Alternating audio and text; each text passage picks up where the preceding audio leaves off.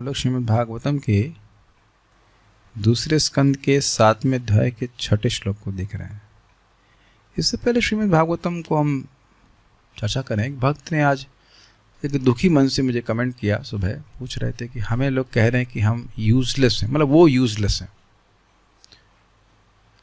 अब देखिए, ये कमेंट वास्तविक रूप से गुणगान है। जो व्यक्ति भगवान के धाम जाने योग्य है, तो क्या वो जगत में रहने के लिए यूजलेस हुआ कि नहीं? सिंपल सी बात है। जो व्यक्ति जेल में रहने योग्य है वो जेल के लिए यूजफुल है ना। जो जेल में रहने योग्य नहीं है वह जेल के लिए यूजलेस है। उसका क्या प्रयोजन उस जेल में रहने का? तो वो आपका क्या कहते हैं, गुणगान कर रहे हैं। तुम यहाँ जगत में दुख भोगने के लिए यूजलेस हो, तुम्हें तो भगवान का पार्षद बनना चाहिए भागवत सुन के। ये आपको सुनाई नहीं पड़ रहा है, इसलिए आप कह रहे हैं कि हमें तो यहाँ जेल में रहने के लिए यूजलेस कह रहा है। Is it not? वस्तुतः बात तो यह है, बहुत सुंदर बात मधुहा प्रभु समझा रहे थे। एक महाभागवत का, हम लोग महाभागवत नहीं हो गए, लेकिन महाभागवत का लक्षण है कि वह इस जगत के लिए यूजलेस हो जाता है। एक दृष्टि से ऐसे तो बहुत लाभ है, क्योंकि जगत में अगर कोई महाभागवत भक्त है तो उससे पवित्र होता है जगत। लेकिन उस दूसरी दृष्टि से उसका क्या प्रयोजन है? यहाँ सब लोग इंद्रिय तृप्ति करना चाहते हैं, उसे इंद्रिय तृप्ति कोई प्रयोजन ही नहीं है, कोई काम ही नहीं है यहाँ पे।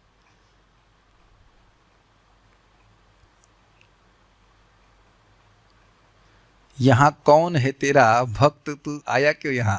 वही वो बोलेंगे। इसका मतलब है कि वह आपकी भक्ति के अभ्यास के प्रभावों को, जो कि उनको दिख रहा है, उसको देख करके आपको बोल रहे हैं कि तुम भक्ति में प्रगति कर रहे हो। अरे यार, क्या तुम दारू भी नहीं पीते हो? फालतू के आदमी हो। अगर आपको ऐसे बोले तो ये आपका गुणगान कर रहा है ना। यार तुम दारू भी नहीं पीते यार, कैसे आदमी हो? मुझको एक व्यक्ति बोला, क्या आप मतलब हमारा इस देह का प्राकट्य कह लीजिए, कायस प्रमाण से, क्या यार तुम कायस तो क्या मुर्गा नहीं खाते यार? कितना बड़ा देखिए हम मतलब अवगुण से युक्त हो गए। तो अच्छा है ना कि वो अभी बताइए कि वह हमारी निंदा कर रहा था, गुणगान कर रहा था। गुणगान कर रहा है। मांस खाने वाला व्यक्ति राक्षस होता है। तो अगर आप मांस छोड़ देंगे या छोड़ दिया है, नहीं खा रहे हैं, तो कोई आपको क्या यार नहीं खाते तुम? तो ये तो आपका गुणगान हो रहा है ना। परम पूज्य राधा गोविंद महाराज एक प्रवचन में कह रहे थे, बहुत अच्छी बात, कि हम लोग और आप बैठ करके भागवत सुन रहे हैं, इससे जगत का कोई लाभ नहीं हो रहा है। देखिए, मैं उस दृष्टि से नहीं कह रहा हूं कि जगत पवित्र हो रहा है, लेकिन किसी को नोट वोट तो नहीं मिल रहे हैं यहाँ पे, कोई तमगे तो नहीं चपक रहे हैं हमारे संग, तो इसलिए कोई इसका महत्व नहीं समझ रहा है। लेकिन भगवत धाम जाने के लिए अगर पूछें कि क्या इसका महत्व है, तो अब इसका बहुत बड़ा भारी महत्व है श्रीमद् भागवतम का। भगवान का नाम जप कर रहा है, निश्चित रूप से आसपास वाले आपको पागल ही कहेंगे कि सुबह उठ करके तीन शब्द रटी जा रहा है, हरे कृष्णा राम हरे कृष्णा राम हरे कृष्णा राम। तो उनको इस जगत में कुछ महत्व नहीं समझ में आएगा। या निशा सर्वभूतानि तस्याम जागृति संयमी या स्वपश्यतः मने, ऐसे करके श्लोक है। जिसको रात्रि देखते हैं भोगी, वह दिन का समय है एक संयमी व्यक्ति के लिए, और जो दिन का समय है भोगियों के लिए, वह रात्रि है संयमी के लिए। तो यूजलेस नहीं है। आयुर्हरति वै पुंसाम उद्यनस्तंच यन्नसौ तस्ते ये क्षणो नीत उत्तम श्लोक वार्तया। ये सूर्य उदित हो रहा है और अस्त हो रहा है, और सभी लोगों की आयु को यूजलेस बना रहा है, काट रहा है, केवल उस व्यक्ति के जिसके क्षण, एक क्षण भी उत्तम श्लोक वार्ता, भगवान की वार्ता को उसके जीवन में लेके आ रहे हैं। वही एक क्षण जो कृष्ण को दिया जा रहा है, वह अनंत रूप से वापस आए। कल एक बहुत सुंदर बात थी, मैं उस विचार बाद में आ रहा था कि सनात शब्द की व्याख्या हो रही थी। सनात मतलब दानात। भगवान को तपस्या दान किया ब्रह्मा जी ने, और उस कारण से भगवान उनके पुत्र के रूप में प्रकट हुए, 4 कुमारों के रूप में। तो अब आप समझ लीजिए कि हम भक्त लोग अपना समय भगवान को दे रहे हैं। ये समझने में कोई कठिनाई है? आप है ना, अरे थोड़ा समय देंगे आप, ऐसा बोलते हैं कि नहीं? आपको किसी से बात करनी हो या किसी को आपसे बात करनी, थोड़ा समय दीजिए। क्या आपके पास कुछ समय है देने के लिए? तुम कहेंगे नहीं है 2 बात बोलेंगे सर। तो यानी कि किसी को से कुछ बातचीत करने का मतलब है कि आप उसको अपना समय दे रहे हैं। समझ में आ रहा है कि नहीं? तो जैसे ब्रह्मा जी ने दान दिया तो भगवान ने बहुत उत्कृष्ट वस्तु उनको दी, जिसकी वो कल्पना भी नहीं कर सकते थे ब्रह्मा जी। तो ऐसे ही आज कोई व्यक्ति भगवान की कथा में संलग्न है, चाहे वो बोल रहा है, चाहे वो कोई व्यक्ति सुन रहा है, उनको गोपियों ने क्या कहा है? भूरिदा जना कहा है। जो व्यक्ति कथा सुन रहा है, जो कथा बोल रहा है, दोनों को ही गोपियों ने, गोलोक की पार्षद जो हैं, उन्होंने उसकी सराहना की, जो कृष्ण कथा में संलग्न हो रहे हैं। जो बोल रहा है भगवान को प्रसन्न करने के लिए, तो वह बहुत भूरिदा है, और जो सुन रहा है भगवान को प्रसन्न करने के लिए बहुत भूरिदा। भूरिदा बहुत ज्यादा देने वाला। लिंक कर पा रहे हैं सारी बात? श्लोक याद है ना? तव कथामृतम तप्त जीवनम कविभिरीडितम कल्मषापहम श्रवणमंगलम श्रीमदाततम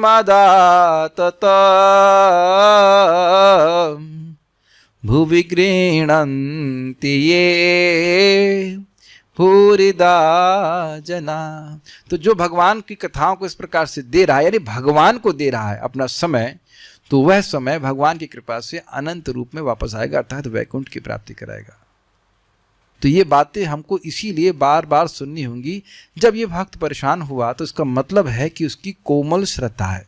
घबराने की बात नहीं है, प्राय सबकी ऐसी ही होती है। और जब आप बार बार श्रीमद् भागवतम सुनते रहेंगे तो आप पता भी नहीं कर पाओगे। ध्यान देना, आपको पता भी नहीं चलेगा कि आपकी श्रद्धा रॉक सॉलिड कब हो गई।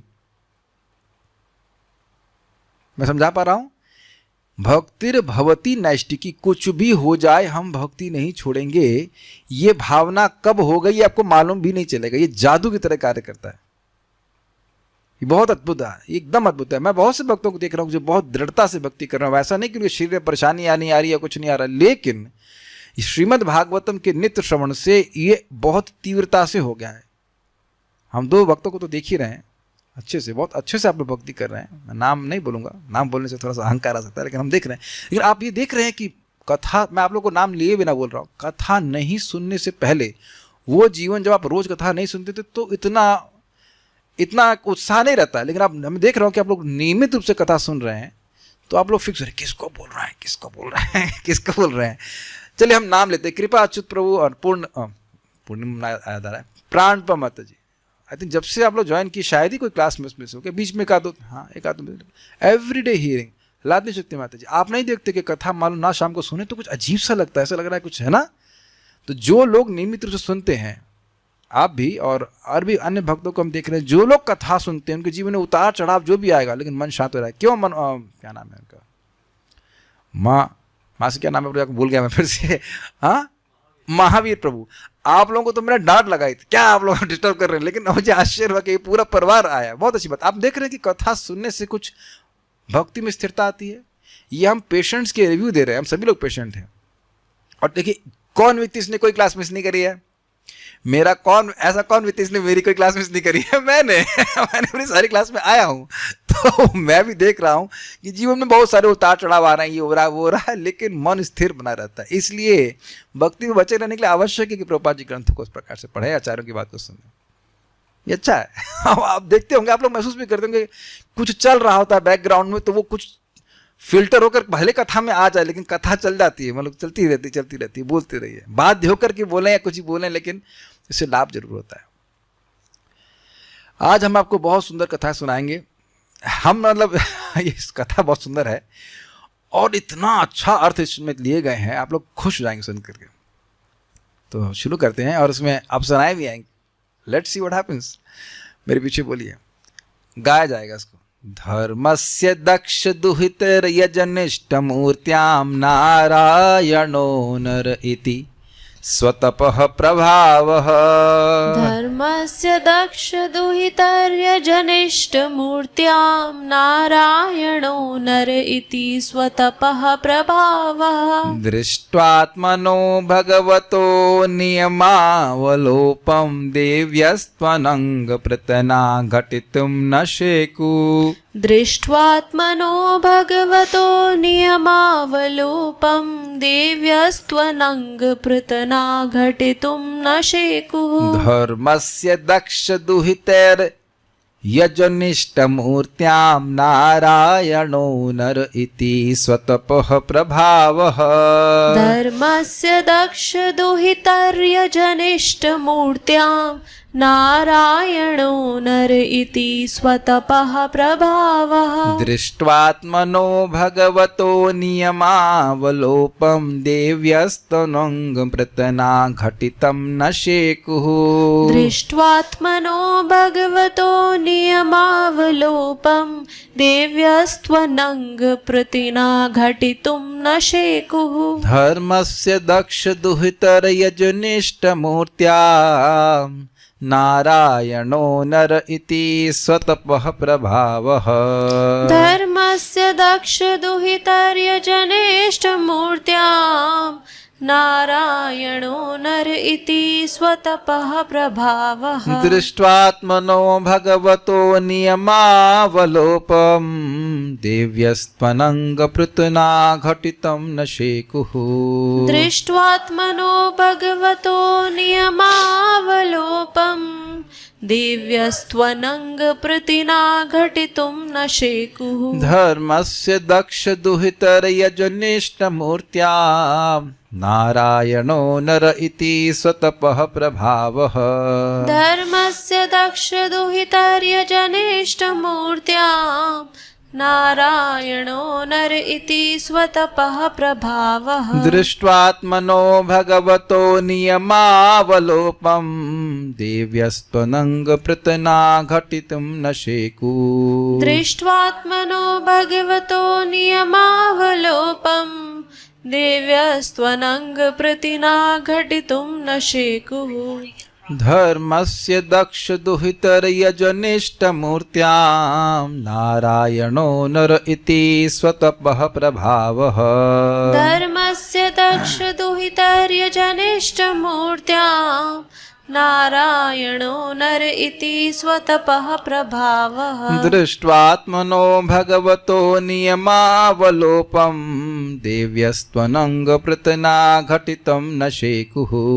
दृष्ट्वात्मनो भगवतो नियमावलोपं देव्यस्त्वनङ्गप्रतिना घटितुं न शेकुः।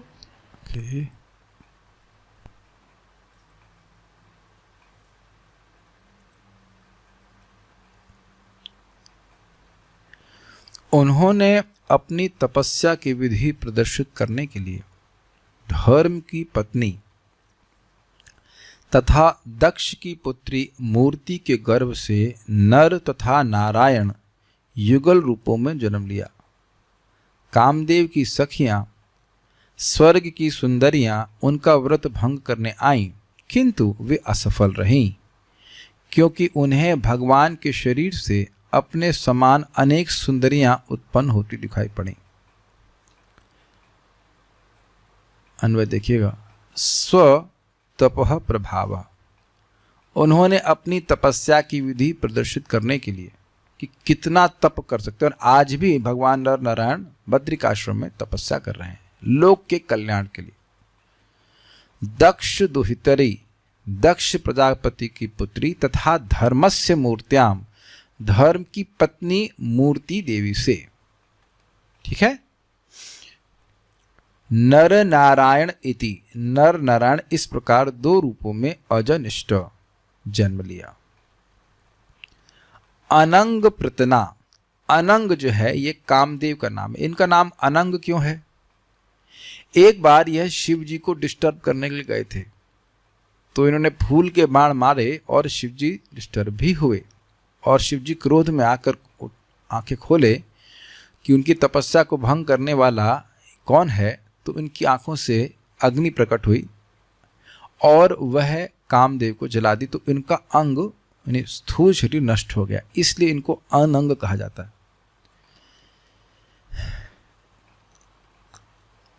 तो अनंग प्रतना, ये प्रतना शब्द हम लोग प्रथम स्कंद के भीष्म देव की प्रार्थना में भी सुने हैं। प्रतना निरीक्षितम, निरीक्षितम ऐसे करके है, निरीक्षम।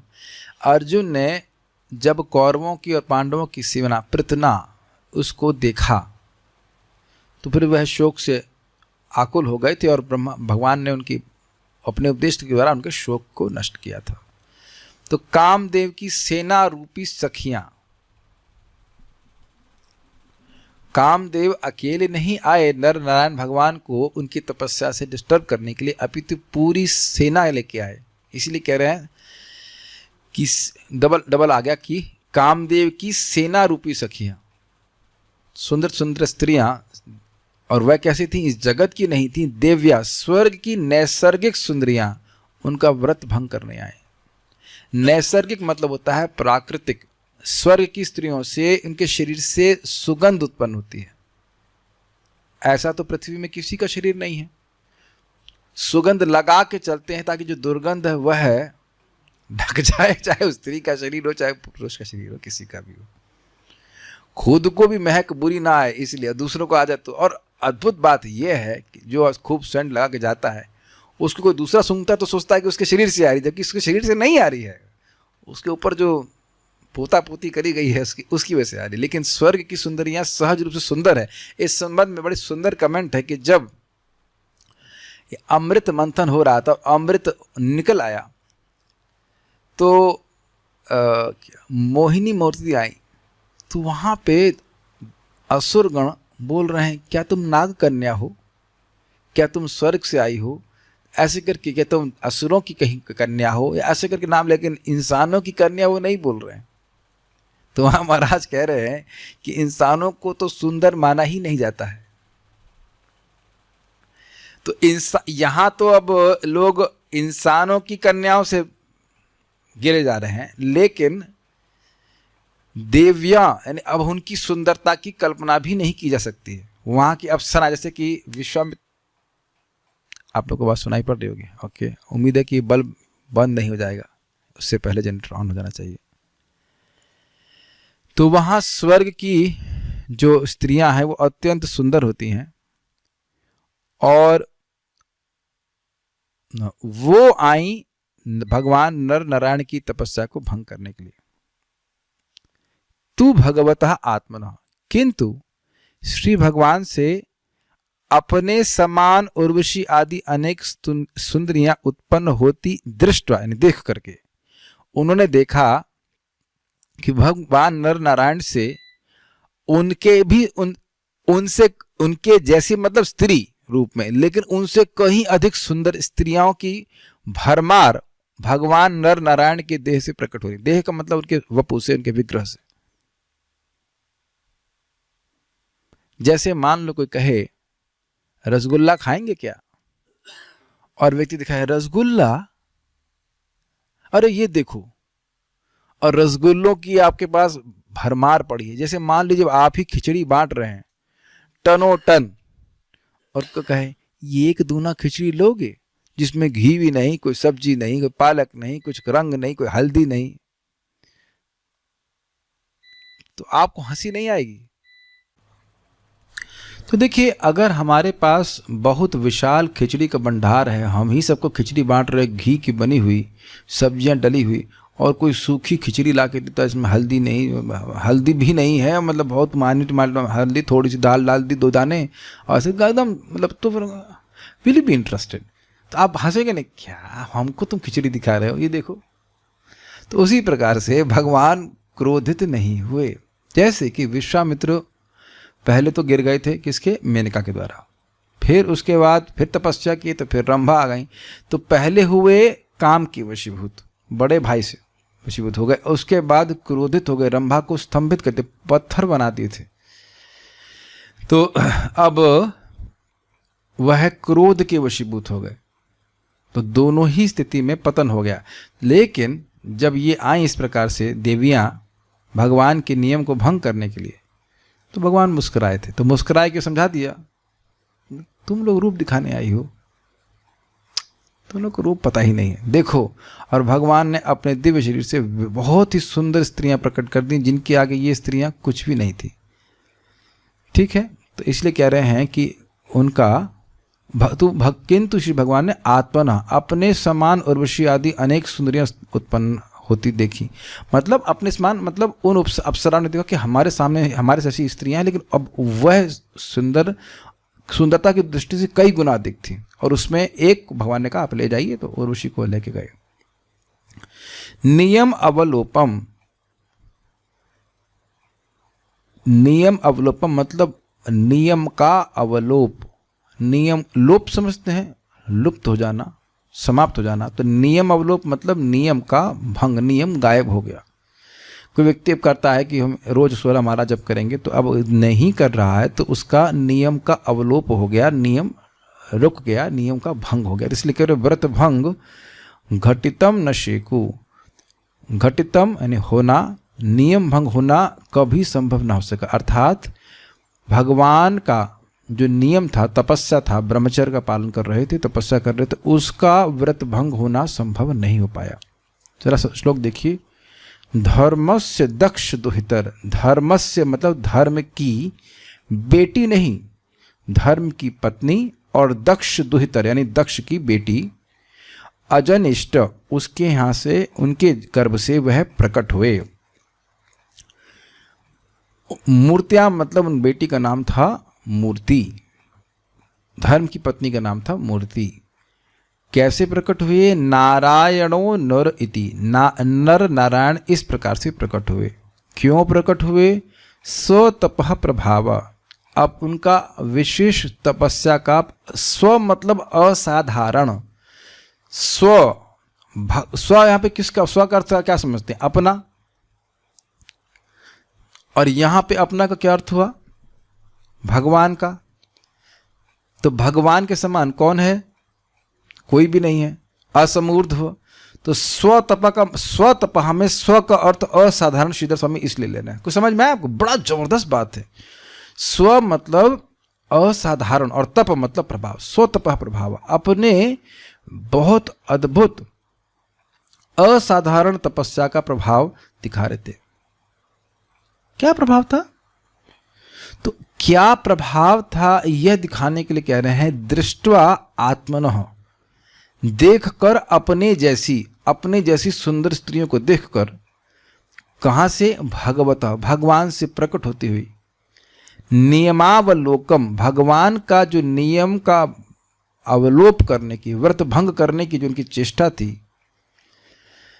किनकी? देव्यस, उन देवियों की। वो कौन थी? तो कह रहे हैं देव्यस्तु शब्द है, देव्यस्तु मतलब, किंतु उन देवियों का जो चेष्टा थी भगवान के व्रत भंग करने की, और वो देवियां क्या थी?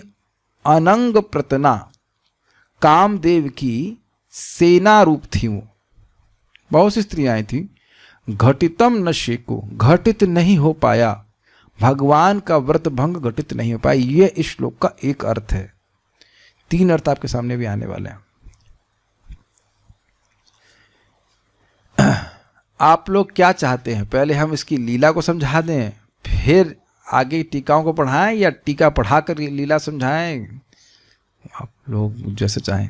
पहले लीला सुना दें, तो लीला कैसी चलती है उसको हम एक बार, मैं सोचता हूँ श्रीधर स्वामी की टीका पढ़ाकर फिर बताते हैं तो थोड़ा समझ में आएगा। भगवान के नर नारायण अवतार का वर्णन करते हुए ब्रह्मा जी कहते हैं कि धर्म की पत्नी तथा दक्ष की पुत्री मूर्ति देवी के गर्भ से भगवान ने नर तथा नारायण इन 2 मूर्तियों के रूप में अवतार ग्रहण किया। उनका स्व अर्थात असाधारण, तप अर्थात प्रभाव था।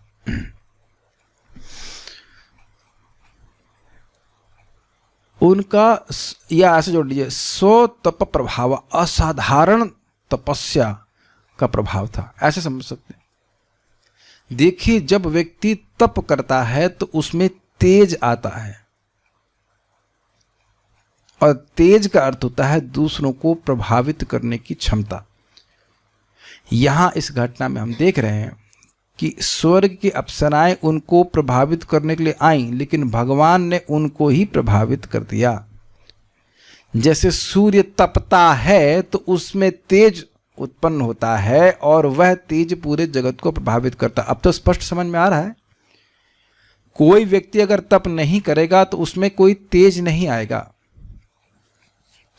दूसरों पे वह कोई प्रभाव नहीं दिखा पाएगा।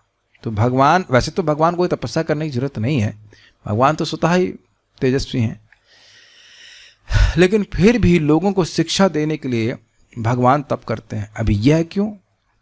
यह भगवान श्री राम ने भी किया जब उन्होंने व्रत लिया तापस वेश विशेष उदासी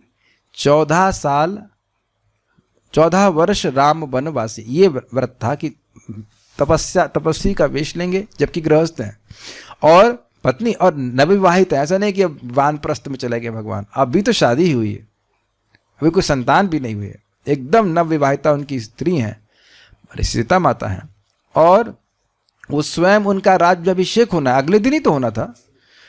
और उनको ये बोला गया कि तापस वेश विशेष उदासी, उदास मतलब बिल्कुल भोगों से विरक्त रहें, और 14 वर्ष राम वनवासी। तो भगवान ने जब ये व्रत लिया तो लिया, कभी भगवान किसी गांव में प्रवेश नहीं किए, जबकि देखिए लक्ष्मीपति हैं, लक्ष्मी जी साथ में हैं।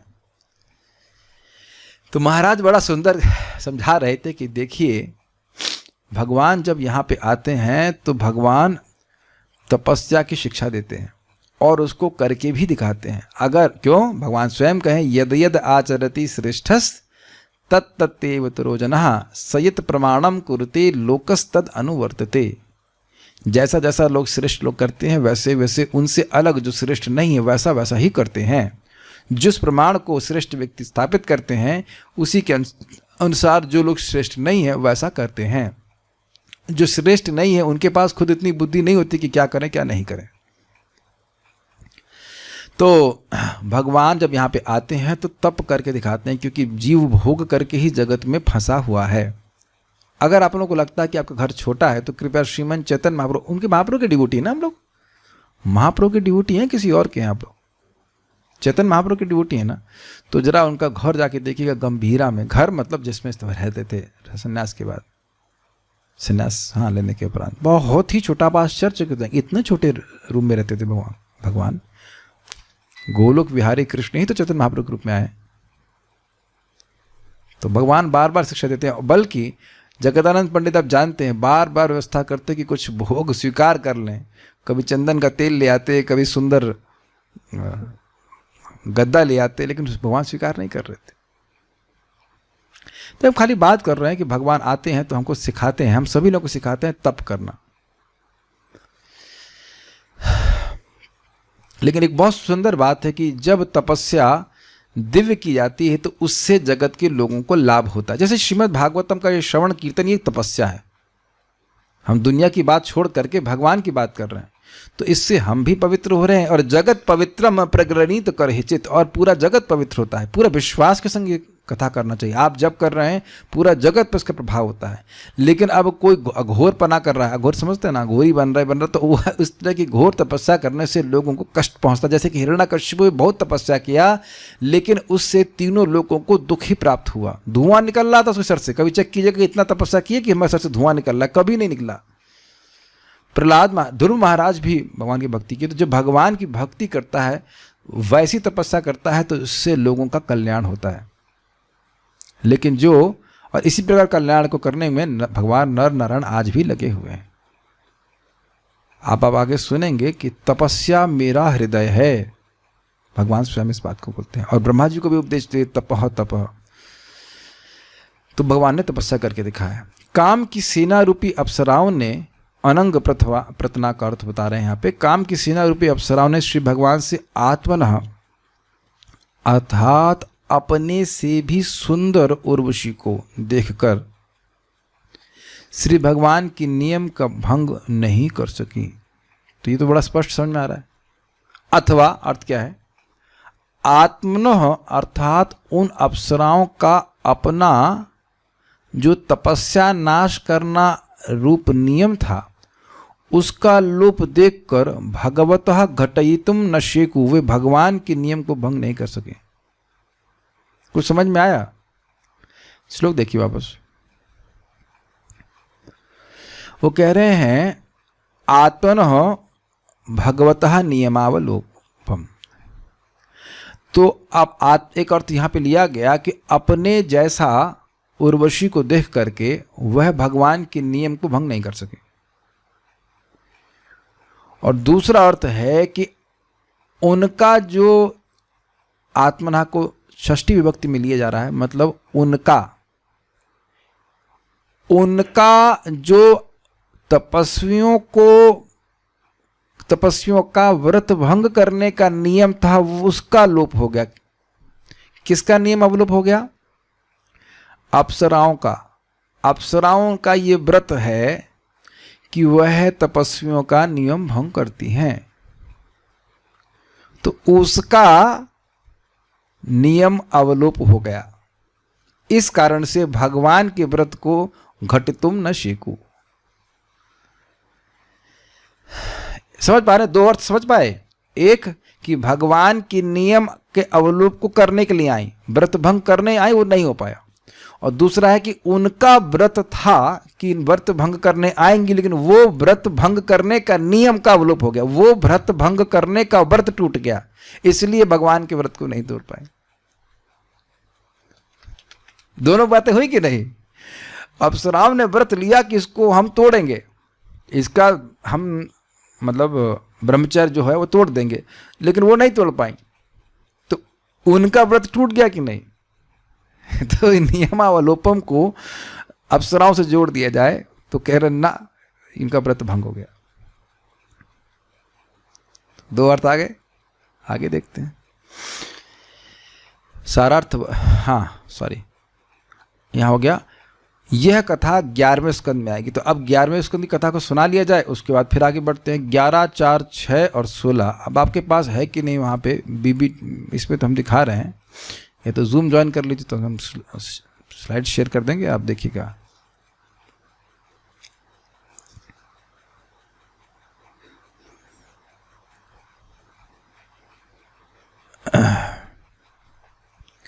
ग्यारह 6, 16 तो मैं अनुवाद पढ़ूंगा और समझने का प्रयास करेंगे हुआ क्या।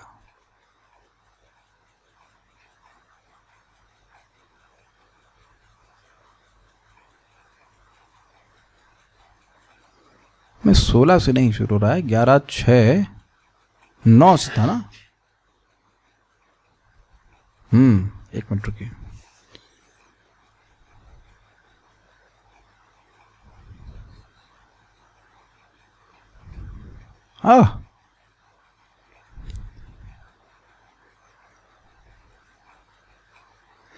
यहां से शुरू कर सकते हैं हम लोग। 11, 6, 6 और आप देखेंगे कि श्लोक एकदम इसी श्लोक जैसा है। मैं दिखा रहा हूं अभी, सॉरी 11, 6 नहीं, 11, 4, 6 लिखा है। 11, 4, 6, 11, 6, 6 नहीं, 11, 4, 6। अब ये बड़ा हो जाए तो देखता हूं कैसे बड़ा हो सकता है।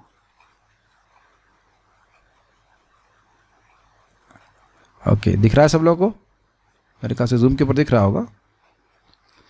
तो देखिए मैं बोलता जा रहा हूँ संस्कृत, उसके बाद हम लोग धर्मस्य दक्ष दुहितर यजनिष्ठ मूर्त्याम, ये सेम श्लोक है ना पहले।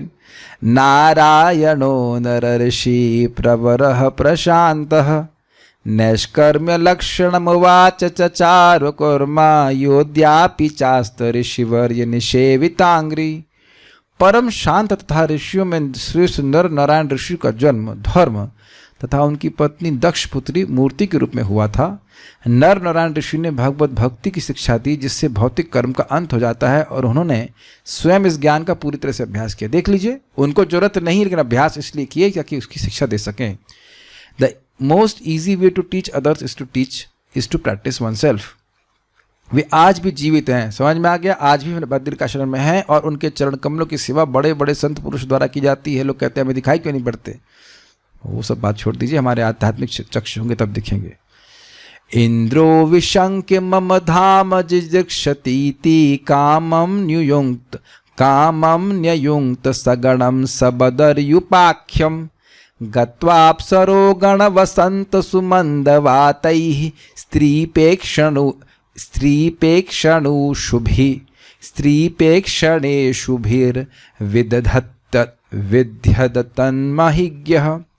यह सोचकर कि नर नारायण ऋषि अपनी कठिन तपस्या से अत्यंत शक्तिशाली बनकर उसका स्वर्ग का राज छीन लेंगे, राजा इंद्र भयभीत होता। अब ये बड़ी रुचिकर बात है। अब बताइए, पिछले श्लोक में क्या सुना? भक्ति की शिक्षा देने के लिए भगवान तपस्या कर रहे हैं, और इंद्र भगवान क्या सोच रहे हैं? इंद्र जी सोच रहे हैं हमारा राज्य छीनने के लिए तपस्या कर रहे हैं। ये कठिनाई है भौतिक सुविधाओं को इकट्ठा करने की। है भगवान के भक्त, लेकिन जब भौतिक सुख सुविधा इकट्ठी हो जाती है तो व्यक्ति द्वेषी हो जाता है। वो सोचता है कि हर व्यक्ति अब हमारी संपत्ति पे ही नजर रखा हुआ है। देख लीजिए सामने, देवताओं में जब ऐसी भावना आ जाती है तो समान इंसानों में तो कहना ही क्या, कितना बड़ा दोष आ गया वैभव का। इस तरह भगवान के अवतार की दिव्य महिमा को ना जानते हुए, क्या इंद्र नहीं जान रहा है? अब समझ लीजिए कितनी बड़ी शिक्षा है। जब भगवान के अवतार को इंद्र समझने में गलती कर रहे हैं तो हम जैसे होगी, तो अगर आप श्रीमद् भागवतम का श्रवण नहीं करेंगे तो फिर भ्रमित होना तो एकमात्र विकल्प हमारे रहेगा। देख लीजिए सामने लिखा है आपके, इंद्र जब भ्रमित हो गए तो हम तो पहले से भ्रम में हैं, हम तो पहले माया में पड़े हुए हैं। इस तरह भगवान के अवतार की दिव्य महिमा को न जानते हुए इंद्र ने कामदेव तथा उसके संगियों को, यहां शब्द क्या था? प्रतना, अनंग प्रतना, यानी कामदेव और उनके संगियों का मतलब माता जी, अप्सराओं को। अप्सरा नॉट रियली माता जी के मूड में नहीं थी वो, ठीक है। अप्सराओं को भगवान के आवास बद्रिक आश्रम भेजा, और केवल स्त्रियां नहीं थी वहां पे। जब वसंत ऋतु की मनोहार मंद वायु ने अत्यंत कामुक वातावरण उत्पन्न कर दिया, इसको बोल रहा हूं तो कहाँ से याद आ रहा है, मौसम है आशिकाना, समझ रहे, आशिकाना मौसम की सृष्टि करी। ऐसा नहीं है कि मतलब वो खाली जो स्त्रियां ही आ रही हैं और बहुत गर्म हवा चले रही देख के मूड खराब, ना, एकदम सुंदर सुंदर मंद वायु आ रही है, सारी सेटिंग करके रखी। सब तो देवता ही कंट्रोल करते हैं ना, किसी तरह से इनकी तपस्या भंग कर दें। तो स्वयं कामदेव ने सुंदर स्त्रियों की बाकी चितवनों के तीरों से भगवान पर आक्रमण किया। इसका क्या मतलब होता है? देखिए, इस जगत में कहा जाता है कि कोई बहुत बड़ा ज्ञानी भी क्यों ना हो, लेकिन स्त्री के जो भौएं हैं वो हो गए धनुष, और आंखों से निकलने वाले जो दृष्टि है उसको कहा जाता है बाण। उसको देख करके वो गिर जाता है, इतना शक्तिशाली है। तो अब यहाँ पे कई स्त्रियों ने उनको बहुत ही बाकी चितवनों से देखा। जो भी इसका अर्थ होता होगा, वो स्त्रियाँ कैसी भी हों, जैसे आप समझिए, बड़ी रोचक बात है। जब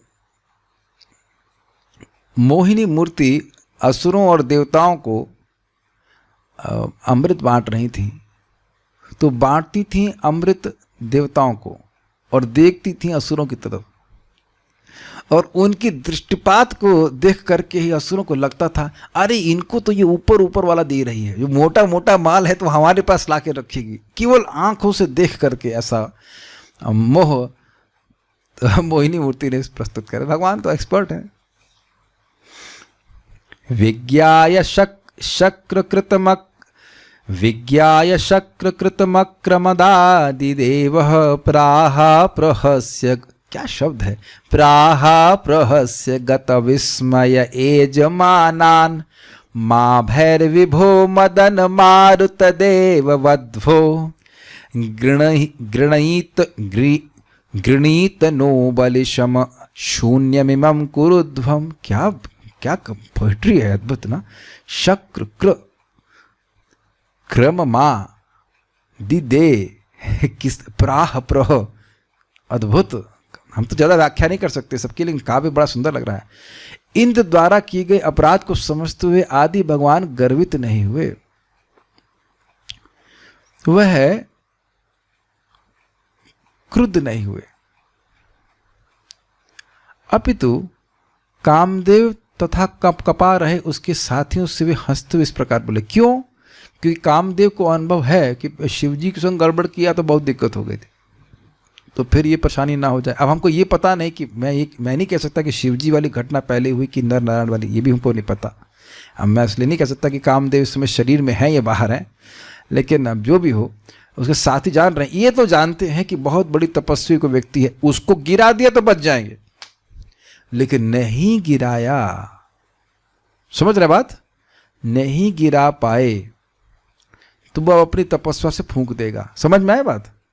ये तो कई बार देखा गया है कि कोई व्यक्ति बहुत तपस्वी व्यक्ति है, जैसे मार्कंडेय ऋषि के संग भी ऐसा इन्होंने करने का प्रयास किया, लेकिन मार्कंडेय ऋषि को भी गिरा नहीं पाए, 12वें स्कंद में पढ़ेंगे, और उनकी तपस्या के प्रभाव से इन लोगों का शरीर जलने लग गया। वो क्रोधित हो गए, उनको डिस्टर्ब करने का प्रयास किए थे वो, लेकिन यहां पे भगवान क्रोधित नहीं हुए, बल्कि हंसते हुए बोले, हे शक्तिशाली मदन कामदेव, हे वायुदेव तथा देवताओं की पत्नियों। वायुदेव कहाँ से आ गए? वो जो रोमांटिक ब्रीज थी, कौन उसको बहा रहा था, उसके पीछे कौन है?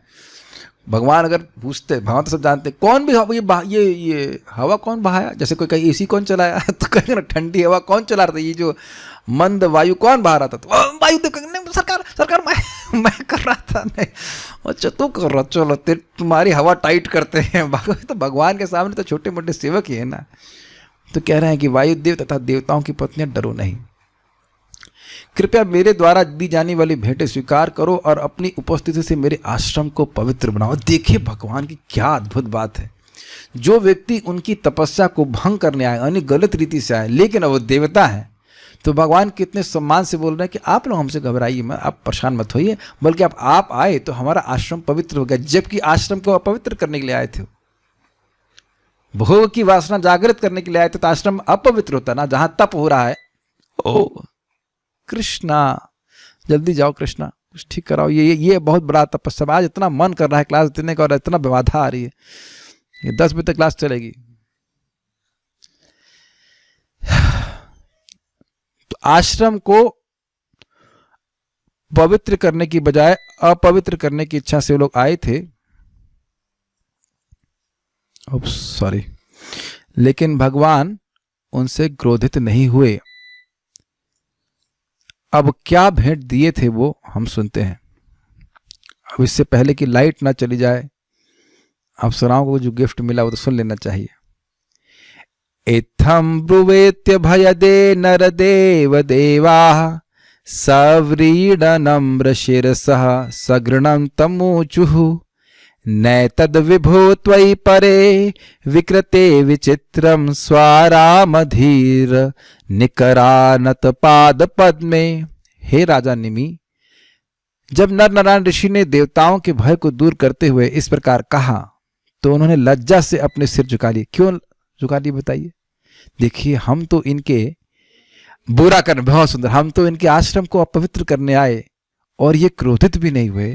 शाप देने का सामर्थ्य, अरे फूंक देने का सामर्थ्य होते हुए भी कुछ नहीं किए और इतना सम्मान दे रहे हैं। तो वो सिर झुका लिए कि हम लोगों तो इतना अपराध करने आए, लेकिन भगवान कितनी नम्र भाव से हम लोग को बड़े आदरपूर्वक हमको गिफ्ट दे रहे हैं। हम क्या गिफ्ट देने आए थे कि ये इतने समय से तपस्या कर रहे हैं, इनकी तपस्या भंग हो जाए, और ये हमको गिफ्ट दे रहे हैं। तो भगवान से दया की भीख मांगते इस प्रकार बोले, हे प्रभु, आप सदैव दिव्य हैं, मोह की पहुंच से परे हैं, अतएव आप नित्य अविकारी हैं, आप में कोई कामादि विकार आ ही नहीं सकता। हमारे महान अपराध के बावजूद आपकी अहेतुक कृपा, आप में कोई असामान्य घटना नहीं है।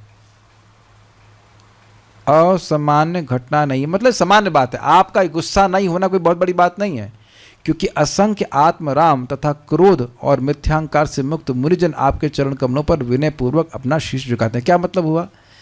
जो एक बात, आप हमारे इस काम के वेग के प्रभाव को से प्रभावित नहीं हुए, क्योंकि आप तो आत्मराम हैं, आप तो स्वयं में संतुष्ट हैं। तो आपकी संतुष्टि को हम बाहर से कैसे डिस्टर्ब कर सकते हैं? समझ में आ गया? तो क्यों? क्योंकि अनेक आत्मराम आपके शरण में है, जो इस जगत में कुछ नहीं चाहते, जो पहले ही हमारे प्रभाव से बाहर हैं, वह आपके प्रभाव में है।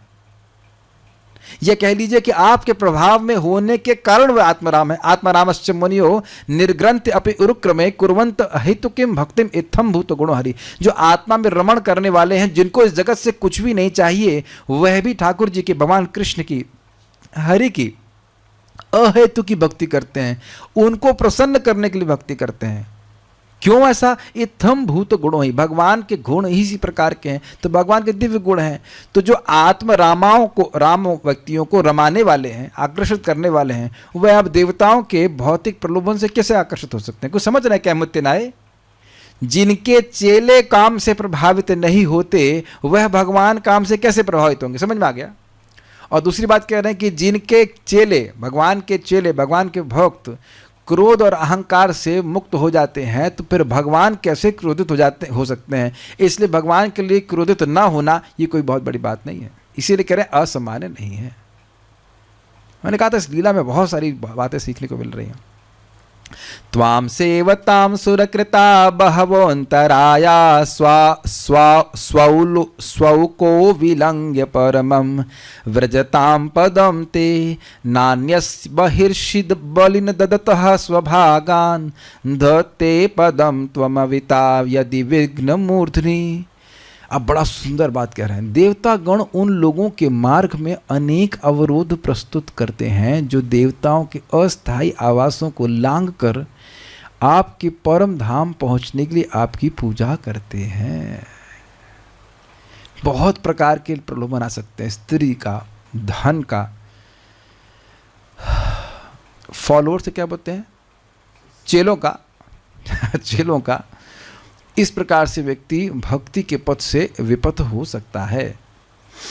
और ये सब देवताओं के द्वारा जाते हैं, असुरों के द्वारा नहीं, देवताओं के द्वारा जाते हैं टेस्ट करने के लिए कि तुम ये सब चाहते हो या भगवान की भक्ति चाहते हो। वे लोग जो यज्ञों में देवताओं को उनका नियत भाग भेंट में दे देते हैं, ऐसे किसी अवरोध का सामना नहीं करते, किंतु क्योंकि आप अपने भक्त के प्रत्यक्ष रक्षक हैं, अतः वह उन सभी अवरोधों को जो उसके सामने देवता द्वारा रखे जाते हैं लांघ जाने में समर्थ होता है। होता क्या है कि जो अनन्य भक्त है वह कृष्ण का ही भजन करता है, तो अब वह देवताओं की अलग से उपासना नहीं करेगा, तो हो सकता है कि कुछ देवता उससे रुष्ट हो जाएं। कुछ देवता, जहाँ पे लिखा है कुछ देवता रुष्ट हो जाएं, बाकी तो उस पर टीका पढ़ेंगे तो और समझ में आएगा, तो वह कुछ डिस्टर्ब करे। देखिए इस बात को परम पूज्य राधानाथ महाराज से एक बहुत सीनियर ब्रह्मचारी ने पूछा, देवता ऐसा क्यों करते हैं? वह तो भी तो भगवान के भक्त हैं।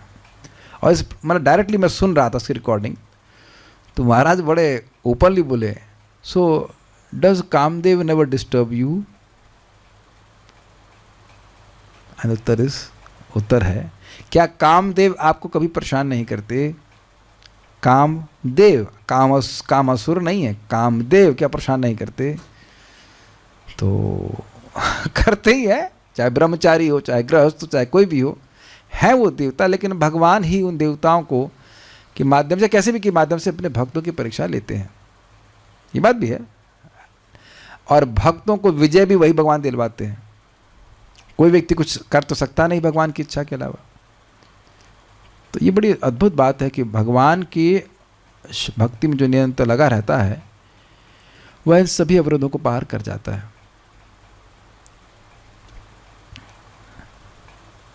अब बहुत सुंदर बात कह रहे हैं, शुत्रुत्र काल गुण मार तुझह वशेषणान स्मान पार जलधीन तितीर्य केचित क्रोधस्य यान्ति विफलस्य वशं पदे गोर मज्जन्ति दुश्चर तपश्च वृथो सृजन्ति। कुछ लोग तो ऐसे हैं जो हमारे प्रभाव को लांघने के उद्देश्य से कठिन तपस्या करते हैं, जो भूख, प्यास, गर्मी, सर्दी तथा काल जनित अन्य परिस्थितियों यथा रसनेन्द्रिय मतलब जिह्वा और जननेन्द्रिय के वेगों को की अंतहीन लहरों से युक्त आगाध समुद्र की तरह है। मतलब ये जो सारी जो उर्मियाँ हैं, भूख की, प्यास की, गर्मी की, सर्दी की और काल के द्वारा उत्पन्न अनेक प्रकार की परिस्थितियाँ, सुख दुख, लाभ हानि इत्यादि, और जीव की इच्छा माने खाना खाने की इच्छा, अच्छा भोजन करने की, और जनेंद्रिय की जो इच्छाएं हैं, इनके वेगों की ये जो लहरें हैं ये अगाध समुद्र के समान है। इस तरह कठिन तपस्या के द्वारा इंद्रिय तृप्ति के समुद्र को पार कर लेने पर भी ऐसे व्यक्ति व्यर्थ के क्रोध के वशीभूत होने पर मूर्खता से गोखुर में डूब जाते हैं। इस तरह वे अपनी कठिन तपस्या के लाभ को व्यर्थ गंवा बैठते हैं। समझ में आने का ये बड़ा सुंदर बात है। कह रहे हैं देखिए भगवान, आप काम के वशीभूत तो हुए नहीं, ठीक है, लेकिन आप क्रोध के वशीभूत भी नहीं हुए। क्रोध काम का छोटा भाई है। और देखिए क्रोध उत्पन्न हो रहा है अर्थात विफलता। जब आदमी विफल होता है तो क्रोधित होता है ना? तो भगवान तो विफल हुए नहीं, तो क्रोधित क्यों होंगे? लेकिन इस जगत में व्यक्ति इस प्रकार की उर्मियों को सहन भी कर ले। जीव को रोका हुआ है, अनिंद्रियों को रोका हुआ है, भूख प्यास सहन कर रहा है, जैसे विश्वामित्र ने सहन भी किया। तो पहले तो काम के वशीभूत हो गए, तपस्या कर रहे थे, और उसके बाद फिर वो तपस्या किए। लेकिन जब उनकी तपस्या को भंग करने के लिए आए तो काम उनको प्रभावित नहीं किया, लेकिन क्रोधित हो गए। किसको कुछ लोग कहते हैं हम काम को जीत लिए हैं लेकिन क्रोध नहीं जीत पाए। जैसे दुर्वासा मुनि तो अखंड ब्रह्मचारी हैं लेकिन क्रोधित बहुत ज़्यादा हो जाते हैं। हुए थे ना अम्बरीश महाराज के केस में क्रोधित। लेकिन देखिए अम्बरीश महाराज गृहस्थी में भी थे, फिर भी बिना गलती के कोई व्यक्ति कृत्या उत्पन्न कर दिया लेकिन वह क्रोधित नहीं हुए।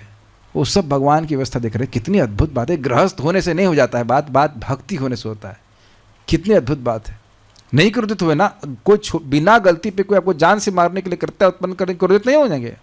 और जब सुदर्शन उपस्थित हुए तो अम्बरीश महाराज नहीं करते मारो उसको, देखो कितना गलत किया हमारे संग। ऐसा कुछ भी नहीं किया, बल्कि 1 साल तक अम्बरीश महाराज पानी पी के रह गए कि मेरी वजह से इस ब्राह्मण को तकलीफ हो रही है।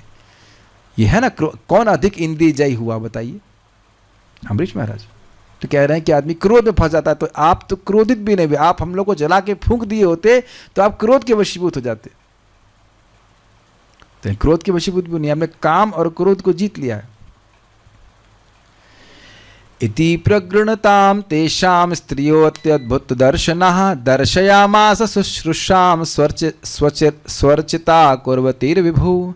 जब देवतागण इस तरह से भगवान की प्रशंसा कर रहे थे तो सर्वशक्तिमान प्रभु ने सहसा उनकी आंखों के सामने अनेक स्त्रियां प्रकट कर दी। आत्मनः शब्द आपने इस श्लोक में जो हम लोग पढ़ रहे थे भागवतम के सुना था, वही बात हम बोल रहे हैं। जो आश्चर्यजनक ढंग से भव्य लगती थी और सुंदर वस्त्रों तथा आभूषणों से सज्जित थी और भगवान की सेवा में लगी थी। तो भगवान आप कह रहे थे तुम स्त्रियां दिखा रहे हो। अरे पहले ही स्त्रियां लगी हुई हमारी सेवा में तुम हमें क्या स्त्री दिखा रहे हो? समझ में आ गया ना? कुछ जैसे कोई व्यक्ति की खूब सारी मर्सिडीज की कार का वो मालिक ही है, शोरूम नहीं मालिक है, और कोई व्यक्ति मारुति 800 ला के दिखाई, देखो ये मारुति 800 और तुम्हारी मारुति 800 को देखेगा, मर्सिडीज की कारें लगी पड़ी उसके पास। समझ में आया? उसी अर्थ में हम सुनते हैं ना, लक्ष्मी सहस्त्र शत संभ्रम सेव्य मानम गोविंदमादि पुरुषम तमहम भजामि। ते देवानुचरा दृष्ट्वा स्त्रियः श्रीर्वरूपिणी गंधेन मुहुमस्तासां रूपौदार्य हतश्रियः। जब देवताओं के अनुयायियों ने नर नारायण ऋषि द्वारा उत्पन्न स्त्रियों के मोहक सौंदर्य की ओर निहारा और उनके शरीरों की सुगंध को सूंघा तो उनके मन मुग्ध हो गए। ये आए थे मुग्ध करने के लिए और खुद ही मुग्ध हो गए। बहुत दूर जाने की जरूरत नहीं, यहाँ पे भी मदन टेर है। तो कृष्ण गोपियों के संग थे तो वहां काम देगा, अरे ये तो अच्छा सेटिंग है, मारता हूं बाण। तो एकदम धनुष ताना अपना उसने और भगवान की तरफ देखा करके गिर गया, वो पीछे गिर गया, बेहोश हो गया। मदन टेर इसीलिए कहते हैं जो स्थान यहाँ पे। तो मदन जो है वो मोहित हो गया, गिर ही गए वह भगवान को मोहित करने आए थे, भगवान को देख करके। तो भगवान तो करोड़ों कामदेव शिवेंद्र सुंदर वहीं मोहित हो गए। तो इसलिए कह रहे हैं यह भी लोग उनके मन मुग्ध हो गए। निसंदेह ऐसी स्त्रियों के सौंदर्य तथा उनकी भव्यता को देखकर देवताओं के अनुयायी अपने ऐश्वर्य को तुच्छ समझने लगे। मतलब ये जो ऐश्वर्य दिखा रहे थे स्त्रियां, इन स्त्रियों के सामने कुछ भी नहीं थी। तानाह देव देवेशः प्रणतान प्रहसन्निव आसामेकतां वृंध्वम सवर्णाम स्वर्गभूषणाम। तब देवों के परमेश्वर किंचित मुस्काए, अर्थात भगवान मुस्काए और अपने समक्ष नतमस्तक स्वर्ग के प्रतिनिधियों से कहा, तुम इन स्त्रियों में से जिस किसी को भी अपने उपयुक्त समझो उसे चुन लो, वह स्वर्गलोक की आभूषण बन जाएगी, शोभा बढ़ाने वाली बन जाएगी। ओमित्यादेशमादाय नत्वा तं सुरवन्दिनः उर्वशीमप्सरः श्रेष्ठां पुरस्कृत्य दिवं ययुः। देवताओं के उन सेवकों ने ओम शब्द का उच्चारण करते हुए अप्सराओं में सर्वोत्कृष्ट उर्वशी को चुन लिया। वे आदरपूर्वक उसे आगे करके स्वर्ग लोक लौट गए। पुरस्कृत्याम, पुरस्कृति शब्द पहले भी आ गया था, आगे आगे। ये सारी जितनी स्त्रियां थी वो पीछे, और ये सर्वश्रेष्ठ स्त्री के रूप में उर्वशी को लेके चले गए। इंद्रयानम्य सदसी शृण्वताम त्रिदिवौकसाम ऊचुर नारायण बलम शक्रस्तत्रास विस्मितः। देवताओं के सेवक इंद्र सभा में जा पहुँचे और तीनों स्वर्गों के निवासियों के सुनते सुनते उन्होंने इंद्र से नारायण के परम बल के बारे में बतलाया। अब आपको समझ में आया स्वतप प्रभाव, भगवान ने अपने तपस्या के प्रभाव को दिखाया। जब इंद्र ने नर नारायण ऋषि के बारे में सुना और अपने अपराध के विषय में अवगत हुआ तो वह डरा और चकित भी हुआ। उसके बाद हंस अवतार के बारे में आया। तो यहाँ पे इस प्रकार से आपने भगवान नर नारायण की कथा को सुना। आगे हम सारार्थ रोशनी को आज ही सुन रहे हैं, छोड़ नहीं रहे हैं, तपस्या करनी है। यह श्लोक नर नारायण अवतार का वर्णन करता है। भगवान ने धर्म की पत्नी मूर्ति में नारायण और नर के दो स्वरूपों में जन्म लिया। इन स्वरूपों में स्व अर्थात असाधारण और तपः प्रभाव था। तपः मतलब प्रभाव था। अनंग प्रतरा दिव्य अर्थात अनेक अप्सराओं से युक्त कामदेव की सेना, ये व्याख्या हो गया था अभी, उनकी तपस्या भंग करने हेतु आई। किंतु आत्मनः, अब आत्मनः को ऐसे क्या रखा है, आत्मभ्य हेतुभ्य, क्योंकि वे दोनों परम भगवान थे। आत्मा मतलब परमात्मा, क्योंकि वह दोनों भगवान थे इसलिए नियमावलोपम अर्थात तपोभंग के अभाव को देखकर वे घटितम न शेकु अर्थात हिल नहीं सके।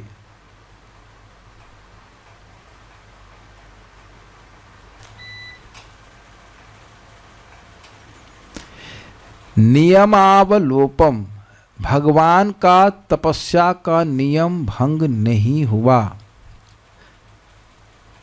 दृष्टवा, ऐसा देखकर, वे घटितुम न शेकु अर्थात हिल नहीं सके। एक अर्थ था कि नियमावलोपम घटितम न शेकु, भगवान के व्रत के भंग को करने में समर्थ नहीं हो सके। अब यहाँ अर्थ थोड़ा अलग जा रहा है, कह रहे हैं कि भगवान का व्रत भंग नहीं हुआ इसलिए घटितुम न शेकु अर्थात वह लोग हिल नहीं सके। जब वो देखे कि भगवान का व्रत भंग नहीं हुआ तो वह लोग हिलना बंद कर दिए अर्थात शापित होने के भय से स्तब्ध हो गए।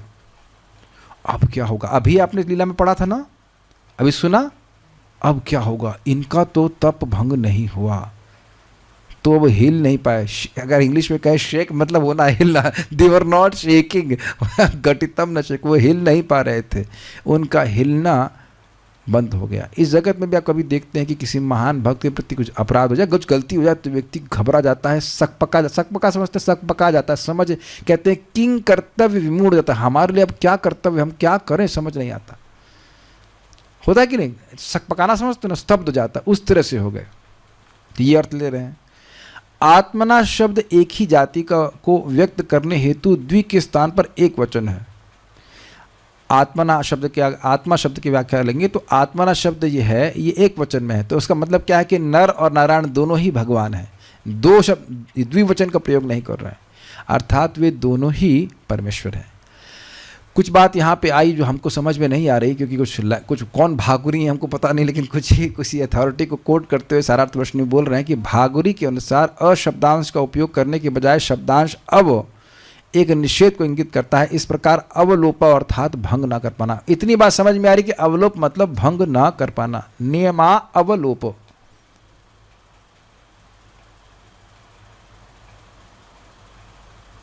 अच्छा, अब समझ में आया।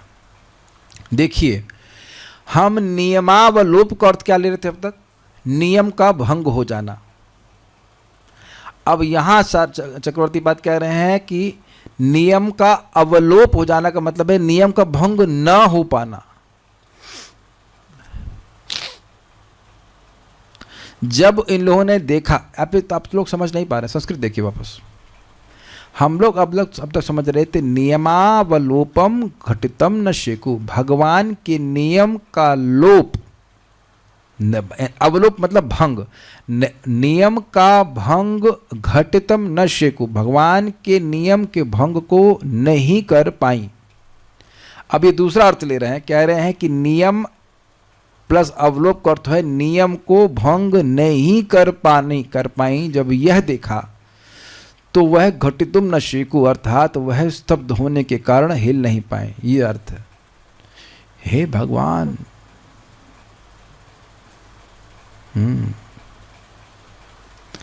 आप लोगों की दया से मैं इसको अब समझ पाया। मैं सोच रहा था कि ये इसको समझे भी ना, छोड़ देंगे आगे, अब कोई झगड़ा तो करेगा नहीं, क्यों समझ में नहीं आया, लेकिन अब समझ में आया। मैं क्या बोल रहे हैं अवलोप, क्या वही बात लग रही थी, लेकिन वही बात नहीं है, समझ रहे हैं, वही बात नहीं है। नियमावलोपम का एक अर्थ है कि नियम भंग करने के लिए, नियम भंग करना घटितम न शेकु, ये अर्थ था एक, कि नियम भंग नहीं हो पाया। दूसरा क्या है, इसी में जोड़ दिया नियम प्लस अवलोपम, नियम अवलोप मतलब भंग नहीं हुआ, भगवान का ब्रह्मचर्य तप आदि का जो नियम था वह भंग नहीं हुआ, इसलिए घटितम न शेकु, वह अब स्तब्ध होने के कारण हिल नहीं पाए। तो ये दो अलग अलग, मतलब घटना वही है, उसको अलग अलग एंगल से देख रहे हैं। देखिए पूरी बात ना समझ में आए जितना, ओ नो, ओके ठीक है। आज हमारी कथा को अवलोप करना चाहते हैं, बहुत ही डिस्टर्ब कर रहे हैं बिजली वाले। चलिए, अथवा इस श्लोक का अर्थ यह हो सकता है कि उर्वशी आदि के प्रतिरूपों को आत्मनः अर्थात भगवान से निकलते, आत्मा मतलब भगवान, तो भगवान से निकलते तथा उनके व्रतभंग के अभाव को देखकर वे विस्मय से स्तब्ध हो गए। ठीक है, ये तो कोई सिंपल सी बात है। तात्पर्य, भगवान सभी वस्तुओं के स्रोत में हैं ही, वे समस्त प्रकार की तपस्याओं के भी उद्गम हैं, इसलिए भगवान ने अपनी तपस्या का प्रभाव दिखाया। जैसे सौंदर्य का प्रभाव दिखाते हैं तो उससे क्या सूचित होता है कि जितने भी सौंदर्य हैं वो भगवान के अंश मात्र हैं। यद यद विभूति मत सत्वम श्रीमद ऊर्जितमेव वा तत्तदेवावगच्छत्वम मम तेजो संभवम। इस जगत में जो कोई भी विभूति दिखता है वह भगवान के तेज का एक अंश मात्र है। भगवान गीता में 10वें अध्याय के आखिरी श्लोक में बोलते हैं। तो अगर कोई जगत में तपस्या कर रहा है तो वह तपस्या भगवान की तपस्या का एक अंश मात्र ही है। तो भगवान ने तपस्या की शक्ति को भी दिखाया अपने आत्म साक्षात्कार में सफलता प्राप्त करने के लिए मुनि तपस्या का महान व्रत लेते हैं। मानव जीवन ब्रह्मचर्य के व्रत के साथ साथ ऐसी तपस्या के लिए ही मिला है। तपस्या में स्त्रियों की संगति के लिए कोई स्थान नहीं, और चूंकि मनुष्य जीवन तपस्या के निमित्त है, इसलिए सनातन धर्म अथवा वर्णाश्रम धर्म पद्धति में जीवन के तीनों स्तरों पर स्त्री से दूर रहने की कठोर सलाह दी गई। उसका अर्थ है स्त्री संग से दूर रहने की बात कही गई। और गृहस्थों को भी आप जानते हैं, प्रभात कई बार बता चुके, केवल संतान उत्पत्ति करने के लिए ही संघ के लिए कहा जा रहा है। और आप एक अच्छी बात देख रहे हैं यहाँ पे, गृहस्थों को, ये गृहस्थ व्यक्ति को अगर भगवान घृणा से देखते तो इस श्लोक में क्या लिखा हुआ है, श्लोक देखिए फिर वापस से। धर्मस्य दक्ष दुहितर यजनेष्ट मूर्त्याम, धर्म की पत्नी मूर्ति से प्रकट हुए। अब ब्रह्मचारी से तो भगवान प्रकट होंगे नहीं। महाराज क्या है, कपिल देवाहुति संवाद में कहते हैं भाई ये सौभाग्य तो किसी गृहस्थ को ही प्राप्त हो सकता है। तो बात इस चीज़ की है कि ये जो ब्रह्मचर्य का नियम है ये गृहस्थों के लिए भी है और यह ब्रह्मचारियों के लिए भी है। जो नैष्टिक ब्रह्मचारी हैं तो उनके लिए है ही, और जो गृहस्थ हैं उनके लिए भी है। अनावश्यक स्त्री संग नहीं रिकमेंड किया जा रहा है, ये बात यहाँ पे बोली जा रही है। सिद्धांत यह है, अब बाकी जिसको जैसे स्वीकार करना है वो करे या ना करे, वो उसका विवेक है। प्रभुपाद जी बड़ा स्पष्ट कहते हैं कि देखिए, भक्ति में या किसी भी कार्य में जो डिटर्मिनेशन है, जो दृढ़ता है, वह व्यक्ति के ब्रह्मचर्य से आती है। तो इस प्रकार का भगवान तपस्या कर रहे थे, और ये बहुत बड़ा व्रत है। आपको पता है कि नहीं पता, आइंस्टीन ने भी जब वो थ्योरी दी थी तो उसने वो अपनी पत्नी से दूर था, मतलब पत्नी के संग आदि से। सांस्कृतिक विकास क्रम के अनुसार जीवन के 4 विभाग किए जा सकते हैं: ब्रह्मचर्य, गृहस्थ, वानप्रस्थ तथा संन्यास। जीवन की प्रथम अवस्था में जो प्रथम 25 वर्षों तक रहती है, मनुष्य को प्रामाणिक गुरु के निर्देशन में ब्रह्मचारी के रूप में शिक्षा दी जानी चाहिए, जिससे वह यह समझ सके कि स्त्री ही संसार की वास्तविक बंधक शक्ति है। स्त्री में आसक्ति ही व्यक्ति को बंधन में डाले हुए, और ये 5 से लेकर 25 साल तक व्यक्ति के जीवन में ठूंस दी जाती थी बात। तो एक प्रश्न बन जाएगा कि जब ठूंस दी जाती थी बात, तो फिर शादी क्यों करेगा? क्योंकि जीवन की एक अवस्था में प्रभुपाद जी बताते हैं कि व्यक्ति कुछ काम वासना बढ़ जाती, तो इसलिए एक लिमिटेड वे में उसको पूर्ण करने की इच्छा है, लेकिन ऐसा नहीं है कि वो पूरा भोग में ही पड़ गया। इंग्लिश में कहेंगे his life is still gear towards self realization. उसका जीवन अभी भी आत्म साक्षात्कार की ओर ही है, लेकिन हर व्यक्ति अब नैष्टिक ब्रह्मचर्य का पालन नहीं कर सकता है, तो स्त्री के संग रहेगा कुछ समय तक, यानी 50 साल तक मैक्सिमम। उसके बाद फिर वानप्रस्थ लेना है, ये बात है। ऐसा नहीं हो सकता है कि हम गृहस्थ सो कॉल्ड ग्रहमेदी जीवन जिए, जहाँ कोई भजन नहीं, कोई भक्ति नहीं, कोई भगवान की कथा नहीं, और फिर एकदम से कोई वानप्रस्थ लेगा। ऐसा हो नहीं पाएगा, कठिन होता है।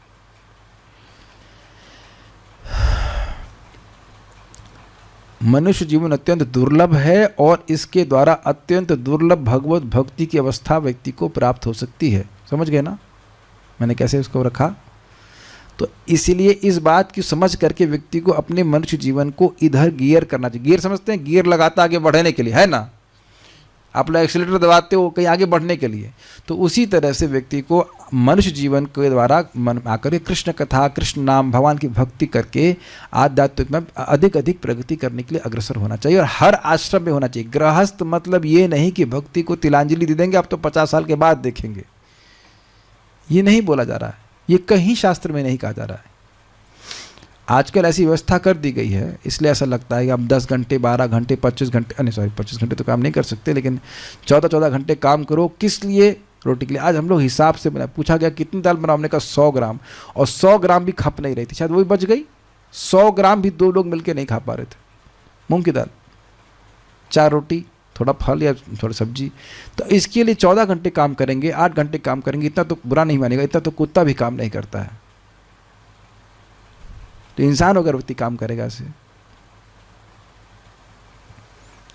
यदि कोई बद्ध जीवन के बंधन से मुक्ति चाहता है तो उसे स्त्री के आकर्षण से मुक्त होना चाहिए। स्त्रियों से मुक्त कैसे होगी? जगत में 51% तो स्त्रियां हैं, ऐसा हमने सुना है। स्त्रियों की जनसंख्या पुरुषों से अधिक होती है, लेकिन कहीं पे भी जाएंगे स्त्रियां तो दिखाई पड़ेंगी, लेकिन स्त्रियों के आकर्षण से मुक्त होना चाहिए। जीवात्माओं के लिए स्त्री ही सम्मोहक तत्व है, किंतु नर रूप विशेष रूप से मनुष्य जीवन में तो आत्म साक्षात्कार के लिए ही है, क्योंकि बुद्धि भगवान पुरुष शरीर में थोड़ा अधिक देते हैं, लेकिन अब वो बुद्धि लगी हुई है सॉफ्टवेयर इंजीनियरिंग में ही, तो फिर क्या रह गया बताइए? फिर तो आजकल फिर तो कोई दिमाग नहीं रह गया ना। अब मुर्गा बेचने की दुकान खोल रहे हो, जो भी हो, कुछ काम गलत सलत कर रहे हो, तब तो नहीं कह सकते कि हम पुरुष हैं और हमारी अधिक बुद्धि है, तब तो फिर पशु बुद्धि ही रह जाएगी। लेकिन आत्म साक्षात्कार की आवश्यक है। भगवान समाव अगर अधिक बुद्धि दी है तो उसका उपयोग होना चाहिए। सारा संसार स्त्री आकर्षण के जादू से गतिशील है, और मनुष्य स्त्री से जुड़ा नहीं कि वह भव बंधन की कठोर ग्रंथि से जकड़ जाता है। स्त्री के साथ जुड़ाव हो जाने पर स्वामित्व की झूठी प्रतिष्ठा के नशे के अंतर्गत भौतिक जगत पर अपना प्रभुत्व जताने की लालसा उत्पन्न होती है। घर, भूमि तथा संतान प्राप्त करने, समाज में महत्वपूर्ण बनने, जाति तथा जन्मभूमि के लिए प्रेम, धन के लिए लोलुपता, ये सब जो माया जाल अथवा स्वप्न के तुल्य हैं, मनुष्य को घेर लेते हैं, और मनुष्य अपने जीवन के असली उद्देश्य को भूल जाता है, और आत्म साक्षात्कार की दिशा में उसकी प्रगति अवरुद्ध हो जाती है। अब इस बात को थोड़ा बहुत गंभीरता से समझिए। अगर ये सबके संग होता तो फिर गृहस्थ तो वानप्रस्थ में प्रवेश ही नहीं कर सकता। समझ में आया मेरी बात? कैच किया आपने? जिस व्यक्ति की ट्रेनिंग नहीं हुई है ब्रह्मचर्य में, वो व्यक्ति शादी करके तो अब लिपट ही जाएगा उसमें। क्या कहते हैं उसको? कोकून बोलते हैं, और यही जगत में होते हुए देखा जा रहा है। गलत तो नहीं कह रहा हूं। लेकिन जिसकी ट्रेनिंग हुई है वो गृहस्थी में भी भगवान की भक्ति करेगा। क्या अर्जुन भगवान के भक्त नहीं है? बताइए आप। और दूसरी बात, क्या ये जो प्रभाव आप दुष्प्रभाव देख रहे हैं स्त्री संग का, वह व्यक्ति देखे क्या उसके चित्त में आ रहा है या नहीं आ रहा? मेरी बात आप लोग ठीक से समझ रहे हैं कि नहीं समझ रहे हैं? आप देखिए वापस स्त्री संग का क्या प्रभाव हो रहा है। कहाँ लिखा है प्रभुपाद ने यहाँ से?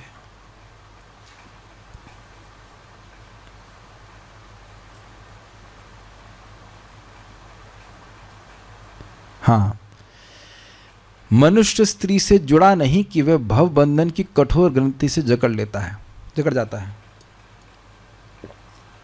स्त्री में आसक्त होने से क्या हो रहा है? स्वामित्व की झूठी प्रतिष्ठा, मैं इस जगत का महान व्यक्ति हूं। चेक करे व्यक्ति हो रहा है क्या? दूसरा, इस जगत में हीरो बनने की इच्छा आ रही है क्या? क्या घर बनाने की, भूमि प्राप्त करने की और संतान उत्पन्न करने की, समाज में महान बनने की इच्छा आ रही है क्या? क्या इस सो कॉल्ड जन्मभूमि के प्रति प्रेम उत्पन्न हो रहा है? धन के लिए लोलुपता हो रही है? अगर ये हो रहा है तब व्यक्ति स्त्री संगी है। ये प्रभुपाद जी के शब्द हैं कि गृहस्थ होने का मतलब अब स्त्री संगी हो, ये नहीं है। रामानंद राय गृहस्थी में थे, वो तो भगवान के पार्षद हैं, उनसे महाप्रभु उपदेश ले रहे हैं, ले रहे कि नहीं? सार्वभौम भट्टाचार्य गृहस्थी में थे, महाप्रभु उनसे उपदेश ले रहे हैं। और तो उपदेश तो खैर वो लीला के रूप में लिए थे। श्रीवास ठाकुर और महाप्रभु के प्राय सभी पार्षद गृहस्थी में थे और कुछ पार्षद उनके ब्रह्मचारी भी हैं।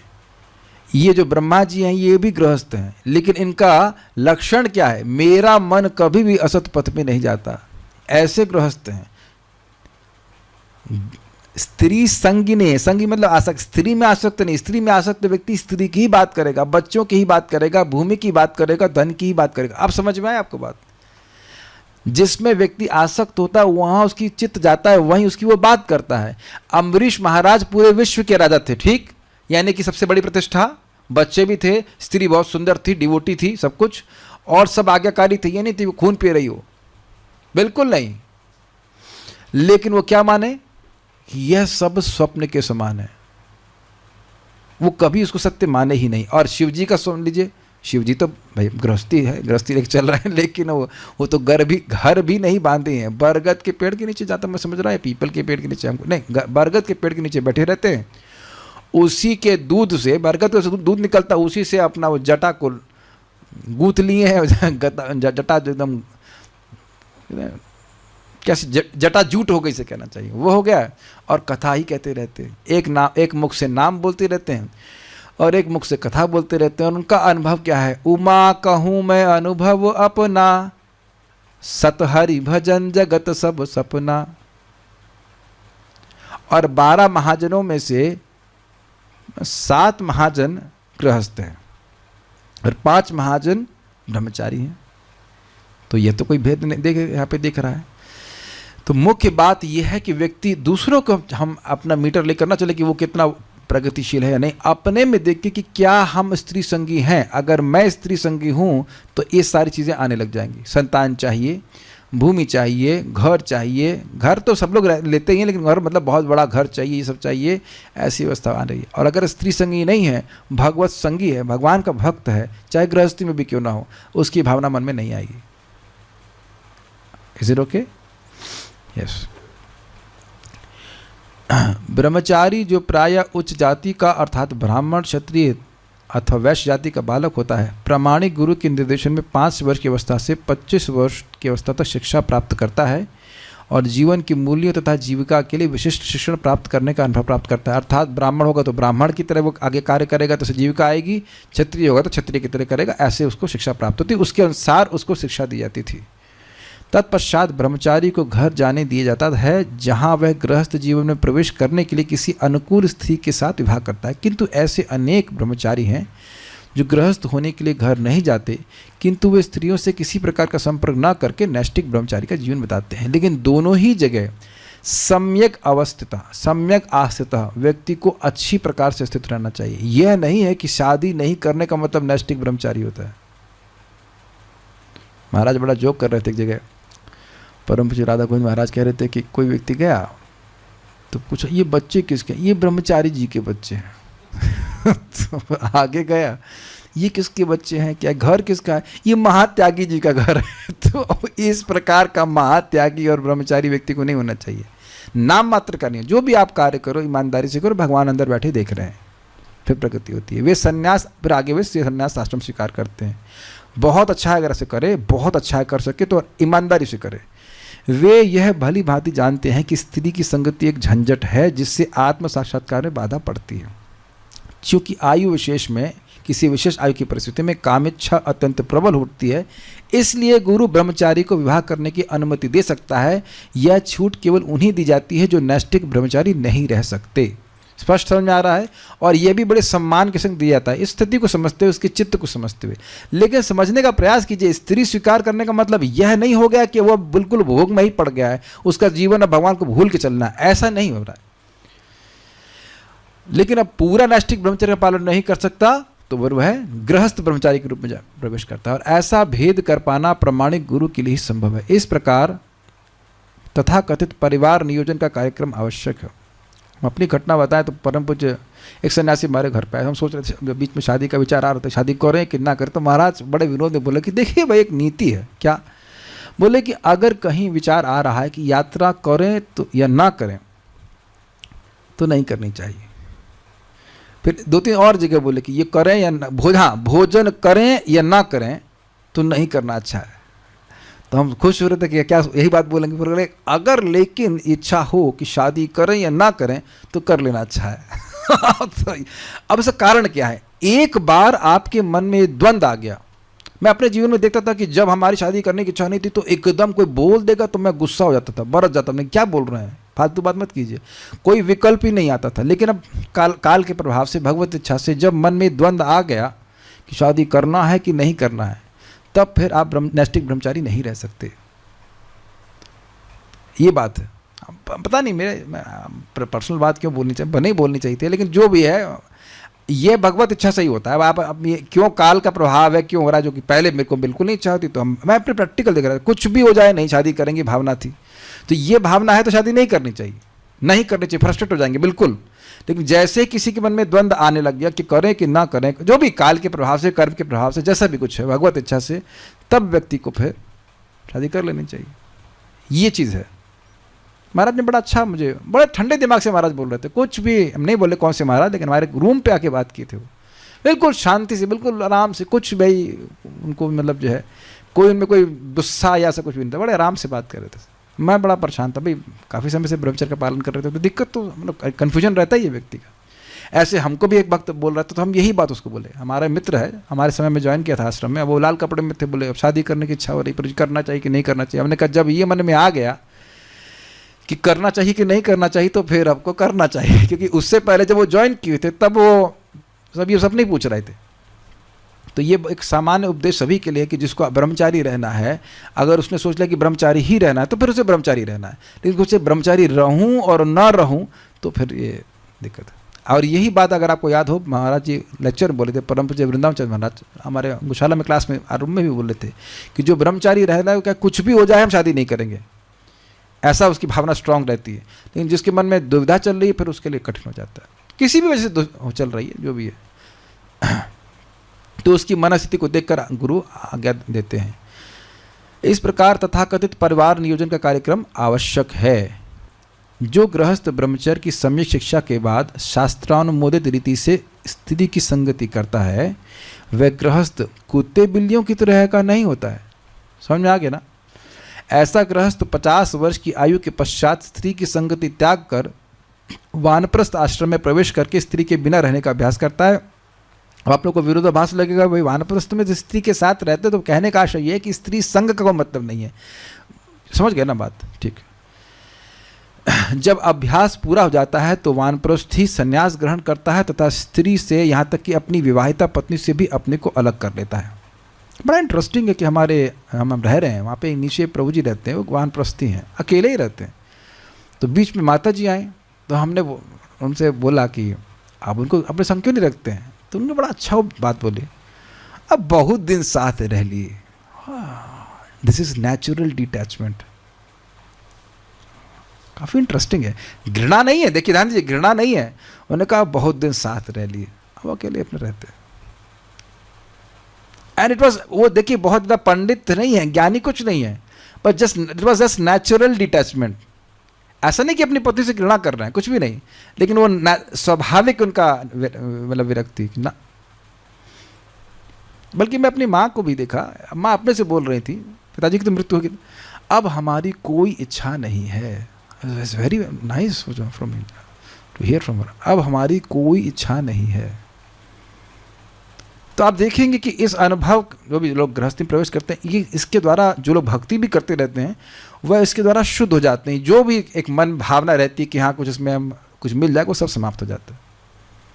हमको एक भक्त बोले थे कि बस 1.5-2 साल तक कुछ रहता है, बाकी तो सब फिर उसके बाद। तो कुछ लोगों के मन में वो रहता है, तो भावना रहती है, तो उसको उसकी वजह से समाज में अव्यवस्था भी ना हो और उसका शुद्धिकरण भी हो जाए, इसलिए उस कार्य को करने के लिए बोला जाता है, विवाह यज्ञ करने को बोला। ध्यान दीजिए, विवाह यज्ञ है। और यहाँ पे भी हम देख रहे हैं कि गृहस्थ के घर में ही भगवान प्रकट हुए हैं। तो ऐसा नहीं कि कोई गृहस्थ है तो उसके भगवान मतलब उसको त्याग देते हैं, बल्कि प्रभुपाद जी कहते हैं कि किसी टीचर से पढ़ते हो तो पूछते हो तुम आप ब्रह्मचारी हैं आप ब्रह्मचारी हैं या सन्यासी हैं, नहीं बोलते, उसे ज्ञान है कि नहीं इसके अनुसार ग्रहण करते हैं।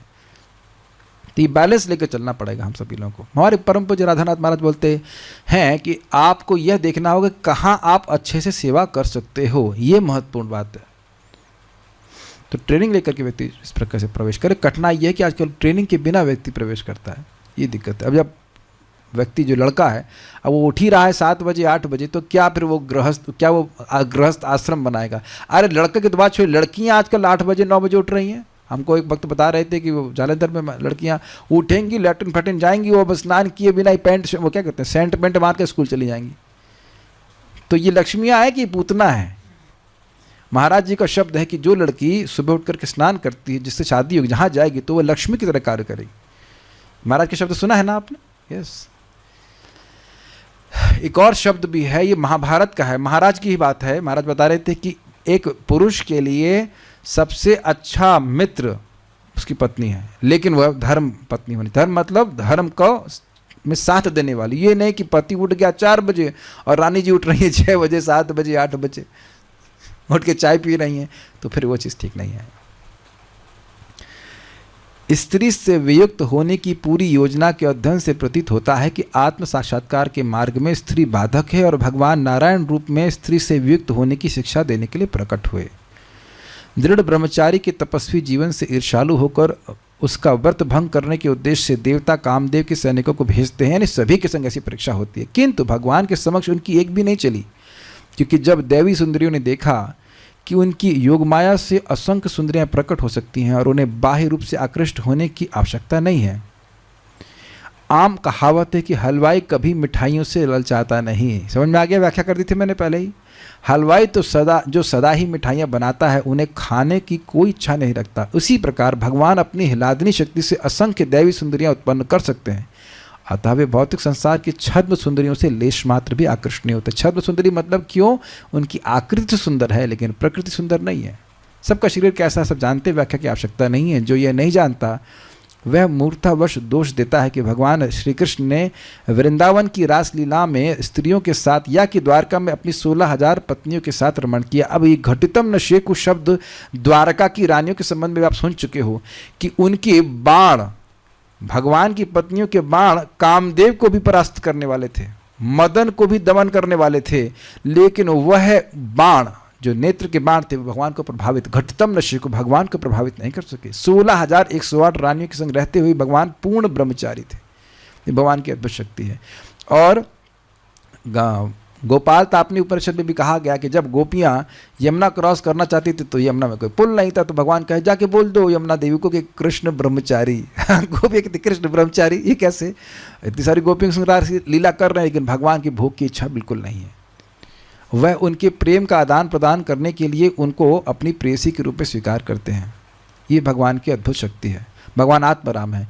ठीक है, तो ये सब बातें हमने सुनी। और कोई प्रश्न है किसी का? क्या नर नारायण ऋषि भगवान डायरेक्ट एक्सपेंशन थे? तो बोला गया है ना, विष्णु स्वरूप हैं। अगर डेमिगॉड किसी से जलते हैं तो वो इनडायरेक्टली भगवान से जल रहे हैं। सारा ऐश्वर्य भगवान से है, तो लेकिन भगवान के भक्त हैं कि क्या समझे? देखिए, देवता जो हैं सारे देवता शुद्ध भक्त नहीं, शुद्ध भक्त किसी से जलता नहीं है, लेकिन जो मिक्स्ड डिवोटी हैं उनमें कुछ दोष रहता है। स्त्रियों को कृष्ण के संबंध में देखने इसलिए 5 उपाय बताएं। अरे भाई देखिए, सिंपल सी बात है, जिसका हृदय शुद्ध हो जाता है, स्थावर जंगम देखे न देखे तार मूर्ति, सर्वत्र होए तार इष्ट देव स्फूर्ति। वो कहीं भी देखेगा उसे कृष्ण की शक्ति के रूप में दिखेगा। कठिनाई ये है कि हमारी आंखों में भी काम का अंजन पुता हुआ, काम अंजन पुता हुआ, प्रेमांजन नहीं है। तो जहां देखते हैं भोग की दृष्टि से देखते हैं। तो भक्ति करते रहिए, दिख जाएगा। अब पता नहीं क्या प्रश्न करें। अगर पत्नी 50 के बाद घर त्यागना चाहते, पत्नी 50 के बाद घर त्यागना चाहते हैं और पति को त्यागने फिर ऐसे पति को कभी देख, पता नहीं क्या पूछ रहे हैं, मुझे नहीं समझा रहा भाई। पत्नी को घर में रहना चाहिए, पत्नी को या तो बेटे के संरक्षण में रहना चाहिए, पति के संरक्षण में रहना चाहिए। जैसे मेरी माँ अब मेरे पिताजी के संरक्षण में रही, उनकी मृत्यु के बाद मेरे संरक्षण में रही, ये तरीका होता है। संरक्षण में रहना चाहिए, नहीं तो दिमाग खराब कर देंगे। न त्यागने, पता नहीं क्या बोल रही हैं। अरे भाई अभी आप 50 साल की नहीं हुई हैं, अभी माता जी प्रश्न कर, माता यही तो बुद्धि, अब क्या बोलूँ मैं, अभी 25 साल की, अभी 2 महीने पहले शादी हुई, त्यागने के बारे में सोच रही है। भले भजन तो कर लो, हो सकता तब तक आपके पति भक्त बन जाए, खूब खिला। 25 साल प्रसाद खाएगा तो ठीक ही हो जाएगा ना, क्या चिंता है। ठीक है, देखिए एक बात आप सब भक्त समझ लीजिए, हमारा भूत हमारा वर्तमान हुआ है, यस, और हमारा वर्तमान ही हमारा भविष्य होगा। जो कुछ भी बाहर चल रहा है वो चलने दीजिए, आप अपने वर्तमान को ठीक कीजिए। वर्तमान में आप भगवान की कथा सुन रहे हैं, कल सुबह आप सो जाएंगे ठीक, तो आप आज वर्तमान में ठीक से सो जाएंगे तो भविष्य में सुबह उठेंगे कि नहीं। हर दिन जीने का प्रयास कीजिए, कुछ दिन ही जीना है, कुछ साल नहीं जीना, कुछ दिन ही जीना है। सबके पता नहीं कितने दिन जीना है, कुछ दिन जीना है, इतनी प्लानिंग मत करिए। हो सकता है पहले ही मर जाए। भगवान ने हमसे बड़ी गलती करी। एक ब्रह्मचारी हमारे गुरु भाई थे, वो ब्रह्मचारी बन के हमको फंसवा दिए भगवान के रास्ते में। तब क्या कर सकते हैं, हमको और लंबा जीवा रहे हैं। हमारी एक और सेम उम्र के वो मर गए, ब्रह्मचारी मर गए। हमको कहना जियो और जियो। तो जो भी कारण है, हम खाली बोल रहे हैं, ये अब वो सब छोड़ दीजिए। आज का दिन मुझे कृष्ण भावना में बिताना है, कल का दिन मुझे कृष्ण भावना बिताना है। आप बड़े प्रबल हो जाओगे। ये सब मत सोचो कि 25 साल बाद क्या होगा, ये क्या होगा। आप इस समय देखो, बहुत सिंपल सी बात है। मैं दवा खा रहा हूँ, सुबह खा रहा हूँ, शाम खा रहा हूँ। ये तो मैं सोचता नहीं कि ये 200 पुड़िया खा लूंगा तो क्या होगा। You just don't think like this. हर दिन पुड़िया खाते रहिए, हर दिन नाम जप करते रहिए, हर दिन कथा करते रहिए। लास्ट पॉइंट बोलूंगा, क्रमे क्रमे से भक्त होइबे उत्तम। रोज रोज भक्ति करते रहेंगे तो खूब भक्ति में स्ट्रांग हो जाएंगे। विल स्टॉप हियर, आज पारायण नहीं करते, आज काफी देर हो गया, रुकते हैं। श्रीमद् भागवतम की जय, श्रील प्रभुपाद की जय, निताई गौर प्रेमानंदे।